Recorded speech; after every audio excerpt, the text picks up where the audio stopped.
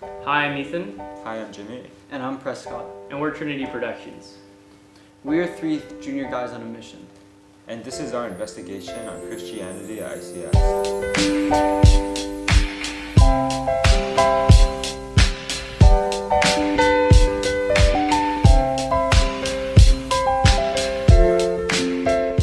In 1991, ICS was founded by a number of mission organizations and opened in 1992 at the Bethel campus for about 56 students.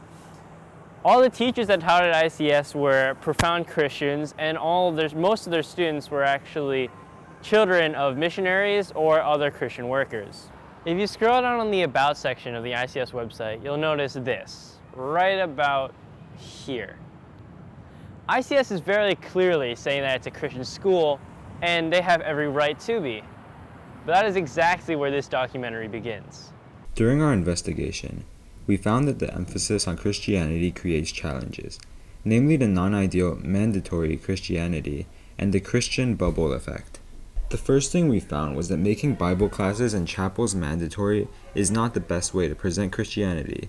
In a way, it kind of forces Christianity onto the students. I think when you are an academic institution, you're always going to have things that are mandatory or that are required that people are going to resist. I don't know. So does this mean that students are not developing an authentic relationship with God? You know, there's some of that. Certainly it is in the nature of people that when something is forced on them, they resent it. Okay.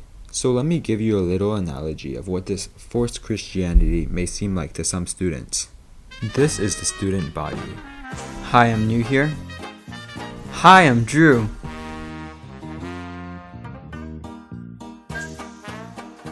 This is a teacher.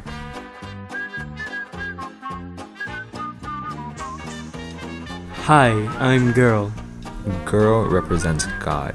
Great! You two can start dating. She likes long walks on the beach and coconut milk. And here, it's her life story. You've got a lot of learning to do. I think they believe the message intellectually. I think they grasp it as a concept that God loves them and that Christ died for them. I don't know if that concept moves into the deeper level of walking as a spiritual person. This is not good because people become tired of hearing the same message over and over again. It becomes meaningless to some people. Some people become desensitized to the message. Weekly mandatory chapels just become a way to pass time for some students.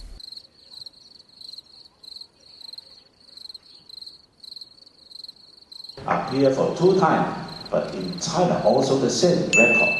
The revelation, and then I pray to him. And The other thing that we noticed during our investigation was that there is a so-called Christian bubble effect among the student body. The term Christian bubble has predominantly been used in a negative sense, where we'd have students that are in this bubble and that they're protected from all outside influences. However, when they get out of the Christian bubble, then they will no longer know how to act and react.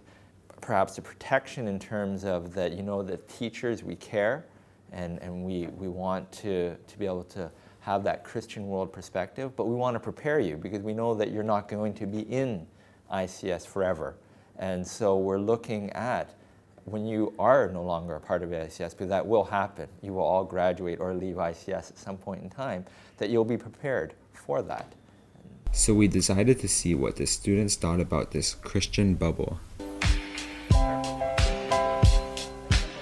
Great, thanks. Do you consider yourself a Christian? Yeah. No. Can you say it one more time? No. Yeah. Yes, I do. Yes.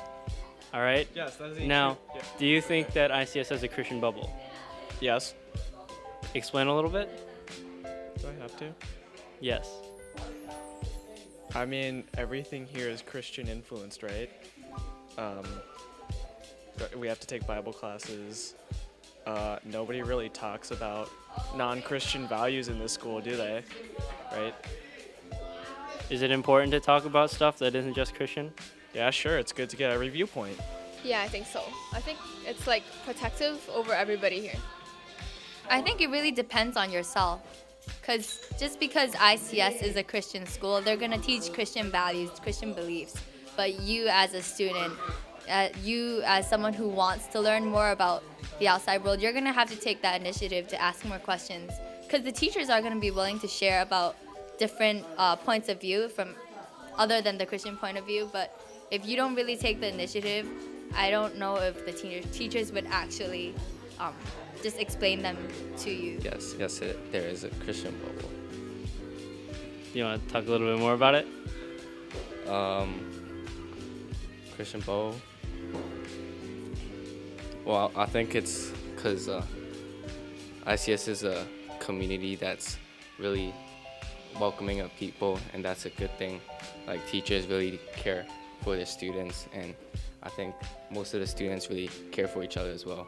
And yeah, but I think sometimes people think it's a bubble because we get a little too comfortable here, and yeah.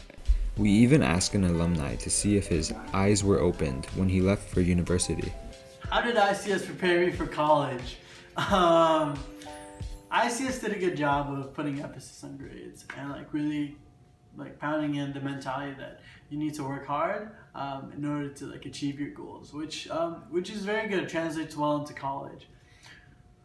But in other ways, in other areas such as being Christian in a college campus, where there's so many temptations, where there's so much freedom, where there's so many ways you can choose things opposite than Jesus, I don't think it quite prepared me for that. And it's honestly been a journey going through college, trying to really understand what it means to follow Jesus.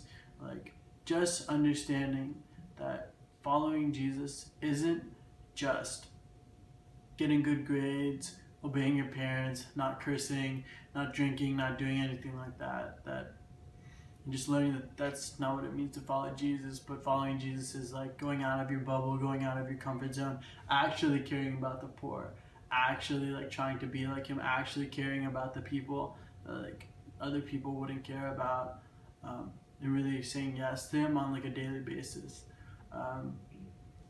And yeah, that's just something that is difficult to teach, but is something that I've been able to learn in college. But unfortunately, many students don't have the opportunity of Okay, so what now? Despite all these challenges, you don't need to worry. It's not all doomed. During our investigation, we also found a lot of positive aspects of Christianity at ICS. So what is the solution to all these challenges? There's no easy answer. We wanted to take in the full story of how these problems could be faced. We thought our principal had something interesting to say about the problem as a whole. The mission of the school is not to force people or require people to become a Christian. Obviously, develop it over time. Obviously, we believe that Christianity is true, and we believe that God wants to have a relationship with everyone. So we want to. It's like offering that to people. It's like making that available and making sure they know about it. It is true that forced Christianity is not ideal, and our principal also gave a reason for this. I think the challenge of Bible class, of course, is that it's partly academic, and it's partly, I know that our Bible teachers, and we've talked about this explicitly, on the one hand, it's an academic course, we want to learn content about the Bible, theological content, things like that. On the other hand, we want people to interact with that personally, to think about it from, how does that impact me? Our spiritual coordinator offered his own solution, but also noted that it would probably never pass. In a perfect world where I ran the selection of the classes and where I had input in the actual Bible classes, I would teach Bible very differently.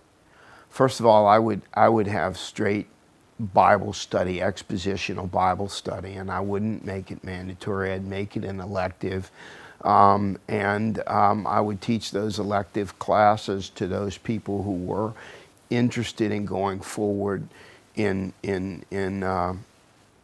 professional fields or personal fields that demanded biblical training. So we asked Mr. Van Tassel, and he said a little something about student leaders. So one thing that I would kind of like to see more is how can we empower student leaders in this area, students who have, maturity and a passion for this. So we decided to check out some of the student leaders. So Yanchi, I hear you are the student leader of Oxygen, is that correct? I am one of them, yes. All right. So what exactly do you guys plan to do in Oxygen, and what does it really stand for? Oxygen is a freshman retreat. We're aiming to help build fellowship, starting at the age freshman year, and we're also wanting to start up discipleship groups through just the fellowship that we're building within Oxygen. In the retreat, we're going to have 4 different talks, 3 of them by our own teachers, and we're going to be talking about how our identity is actually built on God's love, and we just want the freshmen to better understand that as they go into discipleship groups. That sounds pretty intense. How many groups do you think you have going right now? Discipleship groups? Yeah. Within the freshman grade, I'm not actually very sure. I know there's a pretty big one, the Haven or band practice one with Miss Waymeyer. I know that one's going on. A lot of them are involved in Young Life, so they got to know each other there. But I know there are also a lot of freshmen who aren't involved in Young Life, so hopefully we can start up some discipleship groups with them. We basically found that in a Christian school, it is more so about student initiative on top of all the mandatory stuff. It only truly matters if the students are willing to help themselves and take initiative. Are you perchance part of any Bible study fellowship group? Yes. How'd you end up joining it? Well, it was sort of it started in middle school and it just kind of went till high school, but I can't exactly remember how it formed. I joined it because I was part of one, and I really liked it because it helped me a lot in growing, so I decided to lead one. So do you meet every week? And well, we try to. We used to meet every week, but now that, with life's kind of busy, so sometimes sometimes it's twice a month, but we try to do it weekly if we can. We meet every Monday. We found that students like Nicole and Eric do take initiative to deepen their spiritual lives on their own. So after our investigation, we found out that Christianity in a Christian school will never be perfect, no matter how hard authorities try. But we realized that a lot of students really do care about their spiritual life and want to improve it. But we guess those who resent mandatory Bible classes and chapels will just have to bear with it.